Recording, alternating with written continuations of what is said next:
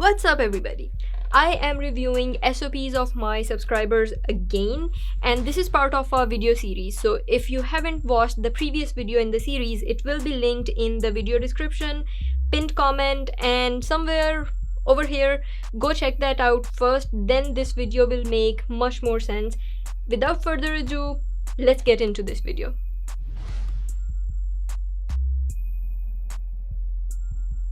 Moving back to ARYA'S SOP now, to look at it in terms of structure. So now we're gonna be reading some paragraphs from your SOPs. So you started with nearly 64 million SMEs that account for over 1/3 of the total manufacturing output and 45% of the exports. These are under acknowledged torchbearers of India, socio-economic, blah blah blah. While working in 2 SMEs, I realized blah blah blah blah blah blah blah. And you ended this with what? It will allow me to get acquainted with latest practices and build knowledge received during my... Okay, it looks like you're building the foundation for why you want to do this MS or Ph.D. Alright.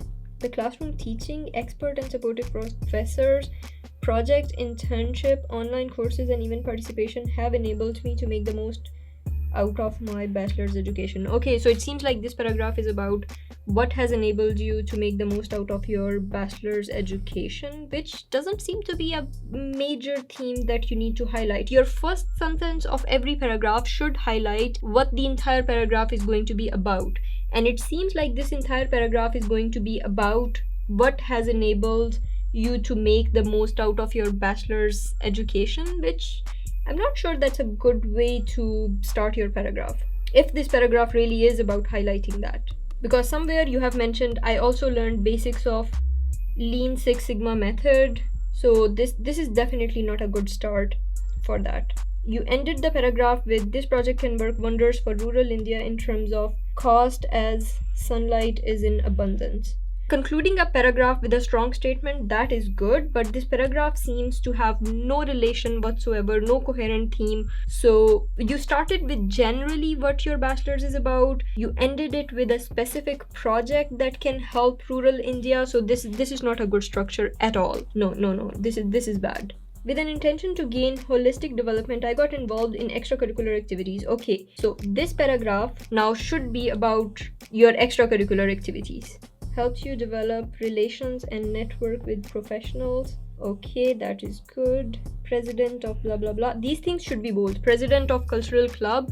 It's an important part. So words like president, chair, anything like that should be bolded. That show your leadership potential. This one, I'm not sure if it's an academic achievement or if it's a non-academic achievement. So depending on which, I think it should have been highlighted somewhere else. Okay, these ones are your non-academic achievements. That is good. This paragraph is at least coherent because it has one theme. This is how the rest of your document should be. Each paragraph should have one theme, one topic, one subject, and it should stick to that. Okay, being conscious of my responsibility towards society. I have been working at social work, blah blah blah blah blah. Okay, this is also good. I feel like this paragraph could have been merged with the previous one because this still falls under the extracurriculars theme or volunteerism theme. I also carried out a couple of research work. A couple of research work is not a good terminology, and listing, this is another opportunity for you, or this is the first opportunity for you to list some things. So if you have some research experiences, make them into a list. Experience 1, experience 2, 3.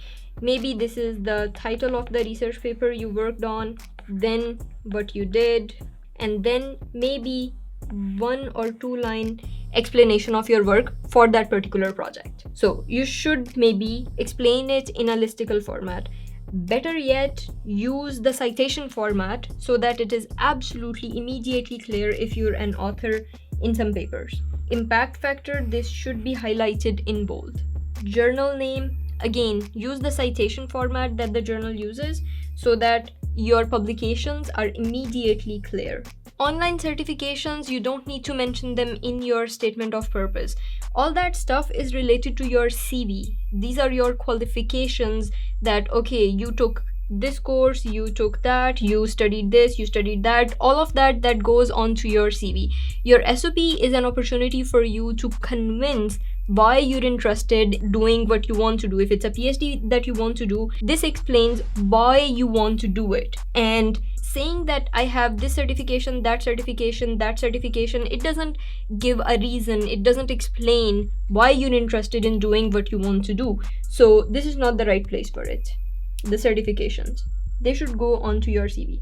Your concluding sentence is also not that great. It doesn't give an impactful statement, so you might want to replace it with something more impactful, something stronger. So overall, structure wise, I would give it a 4 out of 10. Let's take a look at Brandon from the point of view of structure now.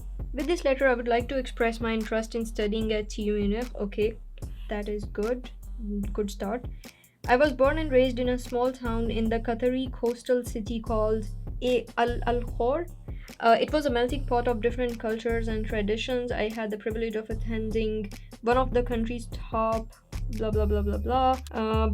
My father, who has always been passionate and enthusiastic chemical engineer. Okay, that makes you memorable. That's actually good. This is something unique to you. That is good. Would routinely discuss with you blah blah blah blah blah. Okay, that sparked your interest. Okay, your paragraph is very coherent. You started with the strong paragraph saying what made you interested in what you want to do. So that's very good. In my last year of A level, this crashed, resulting in this. That's very, very good. That is really good. Yeah, you are making it relevant to your personal life and the situation around the globe, which makes you memorable as well. So this is good. This is a good advantage. This is a good start to the paragraph. And you ended it with, it was a great honor for me to accept the offer from Ghulam Institute of Engineering, Sciences and Technology. Oh, you might be my student actually. I taught there for a year. Okay, that's good. Initially, university life felt like an uphill battle. That is good. That is good. You have good grasp of starting and ending your paragraphs. The first sentence should always make the reader interested in reading more, and your SOP is accomplishing that. So this is good. Couldn't understand most lectures since they were unofficially delivered in Urdu. Oh, you don't speak Urdu? Okay. Very, very good structure in terms of the starting and ending. Nice. So you explained what your university life felt like. You explained, then I'm assuming this paragraph is about your volunteerism. So that is good. You're explaining in the next paragraph about your experience. That is very good. Then you're explaining about summer 2021. You did some research, something. The encounter taught me about this and this. Okay, that is again good. This is good structure. After your research internship was over, what you did, you explained that here. Okay. After exploring a multitude of data science program. Okay, so you explain why you want that. Okay, that's good work. Good work. I would give that a 7 out of 10 on structure. Let's review CATELYN'S SOP based on the structure now. So it starts with, my interest to pursue a career in electrical engineering was ignited about 28 years ago while I was in high school. Okay, so you start with a strong statement. That is good. Due to the death of my father, which was a result of, okay, that's very personal. I'm sorry to hear about your dad, by the way. Okay, but it's an impactful statement, at least that your SOP is good. And then you also end by relating it to your personal life. That's, it's a tragedy, but it's good that you are opening up about your personal life and why you're interested in doing what you're doing. I really appreciate that, and I appreciate your courage to speak about this. A few years later, I was admitted to this university in Nigeria. Then you became exposed to and fascinated with applications energy and electricity have in your lives. Okay, that's a very strong statement. That's very good. You end the paragraph with, this study could be summarized from this lifetime around 25 years of annual interest. It was this minimal to no operation and maintenance costs. Okay, that is very, very good. After I graduated from my undergrad university. Okay, so now you explain your life after that. Coherent. That's a good structure. Here I mentioned you should have used lists, but yeah, that's okay. your master's dissertation focused on. So I'm assuming that this entire paragraph is about your master's and what you did. So that's good. Next, you talk about some journals, I assume here. So this again use bullets, lists, or citation formats. Your 4 years of experience in teaching as a volunteer tutor. So I'm assuming you're talking about your volunteerism experience here, which is good. That is good. You're highlighting the exact comparisons, which is very, very good. This is amazing. This is how you discovered the university. That's good.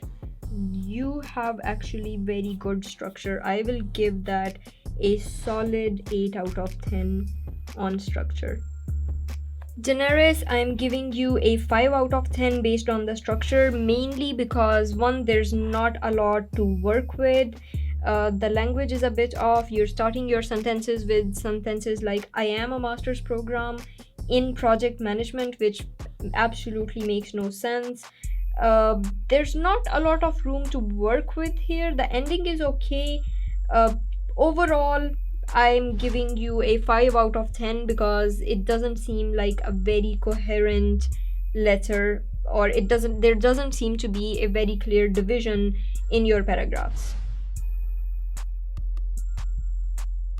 To be able to review these on a language basis, first we are gonna check them on Grammarly. So I'm just gonna copy some text from here and paste it. Hi, excuse me, sorry. So the video is becoming quite long, so we're gonna take a pause here, and the next part of the video will be available somewhere over here, somewhere in video description, and somewhere in the first pinned comment. Go check that out.